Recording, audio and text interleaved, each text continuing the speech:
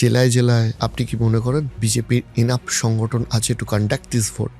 যদি কোনো সংগঠন যারা সংগঠনের কাজ করে বা রাজনৈতিক সংগঠনে যুক্ত আছে, যেমন আমি সংগঠনের লোক, আমার মতো অন্য দলে যারা আছেন তারা কেউ কোনোদিন সংগঠন নিয়ে স্যাটিসফাইড হতে পারেন না। কোনো শিল্পী যদি এটা পারফর্ম করার পরেই পুরো স্যাটিসফাইড হয়ে যায়, তাহলে তার উৎকর্ষ বা তার উত্তরণের যে পথটা সেটা বন্ধ হয়ে যায়।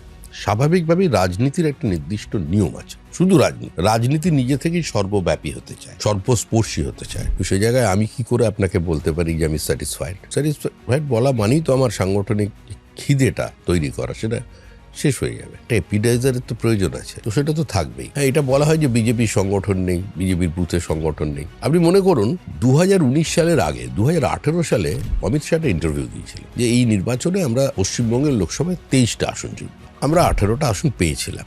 তখন অনেকেই বিশ্বাস করেনি, আমাদের মনেও সংশয় ছিল, কি বলছেন অমিতজি, এতটা যাওয়া যেতে পারে? কিন্তু হয়েছে। আমি আপনাকে বলছি, এই নির্বাচনে ঠিক 1 বছর পরে আপনার সঙ্গে আমার এখানে দেখা হবে। আপনি আমার জন্য একটা স্লট খালি রাখবেন, আমার সরকার রাইটার্স থেকে সরকার পরিচালনা করবে।